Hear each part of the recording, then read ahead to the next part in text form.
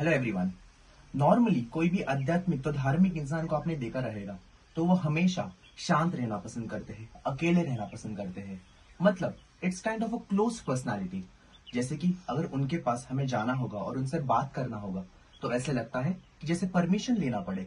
वो ज्यादातर टाइम शांत रहते हैं, इसीलिए दे आर नॉट ओपन। लेकिन अगर आपने भगवान कृष्ण को देखा रहेगा तो वो हमेशा मस्ती करते रहते थे। He was not a close personality. मतलब कोई भी उनके पास जा सकते थे और आराम से बात कर सकते थे, राइट। जैसे कि एक तीन शब्द हमेशा उनके लाइफ में हुआ करते थे और वो तीन शब्द थे हंसना, नाचना और गाना। He was a laughing, singing and dancing God.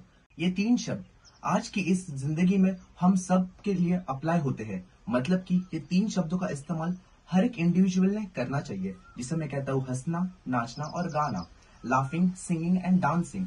दोस्तों, आपने देखा रहेगा कि आजकल जैसे कि लेट्स से कोई भी बिल्डिंग में नेबर्स जा रहे हैं, फिर भी वो एक दूसरे के साथ बात भी नहीं करते।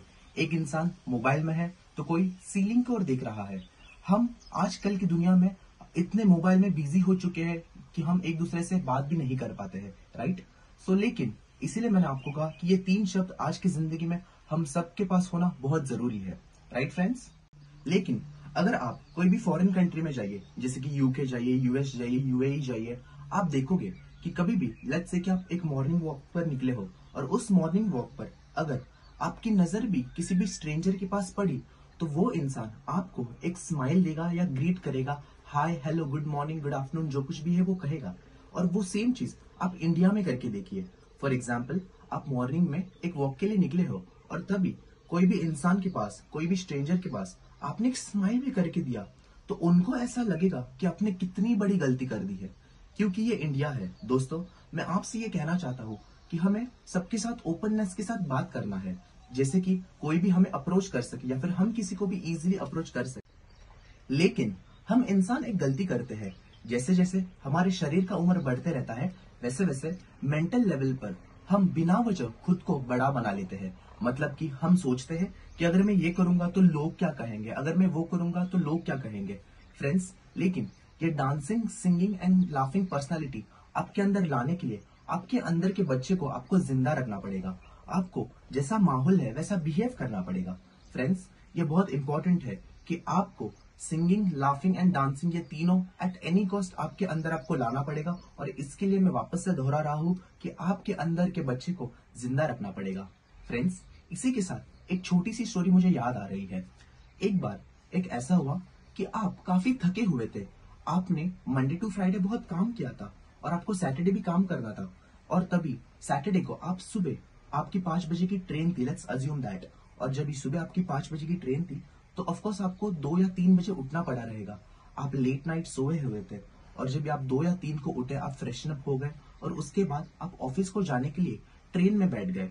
जैसे ही आप ट्रेन में बैठ गए, एक छोटा सा स्टेशन आगे आया और उस स्टेशन पर एक आदमी और उसके 3 छोटे छोटे बेटे उसके साथ थे। वो भी ट्रेन में आकर आपके साइड में बैठ जाते हैं। और वो जैसे ही आपके साइड में बैठ जाते हैं तो आप काफी थके हुए थे और आपको छोटी सी नींद भी लग चुकी थी।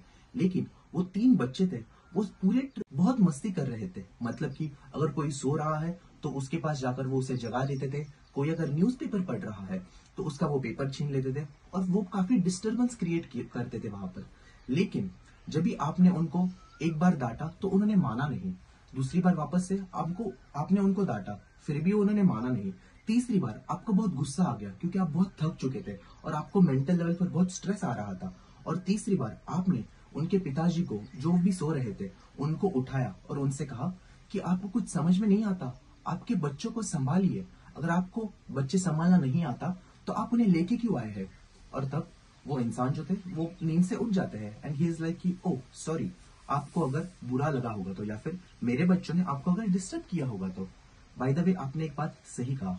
हाँ, मुझे मेरे बेटे को संभालना नहीं आता क्योंकि इनके माताजी जो है वो 1 हफ्ते पहले उनके मदर के पास गए थे और वहां पर वो एडमिट थे और आज सुबह मुझे ये मैसेज मिला कि वो एक्सपायर हो चुके हैं। फ्रेंड्स, आप सोच कर देखिए कि बदलाव जो है वो क्या आया रहेगा। मतलब जैसे आपने ये सुना तो आपके मन में एक भाव आया रहेगा और वो ये रहेगा कि वो बच्चे छोटे जो है वो कितने नादान हैं। जैसे कि पहले आपके मन में उनके प्रति नेगेटिव विचार थे कि ये कितना मस्तीखोर है, लेकिन अभी आपके मन में विचार रहेगा, ओ ये बच्चे कितने छोटे हैं, कितने अच्छे हैं। शायद से अब दूर दूर तक, जहां तक वो बच्चे उनका लास्ट स्टेशन है वहां पर उतरने वाले हैं, तब तक आप भी उनके साथ मस्ती करोगे, राइट फ्रेंड्स। देखो, बाहर की चीजें कोई बदली? बिल्कुल नहीं। बदलाव कहां पर आया? आपके अंदर आया।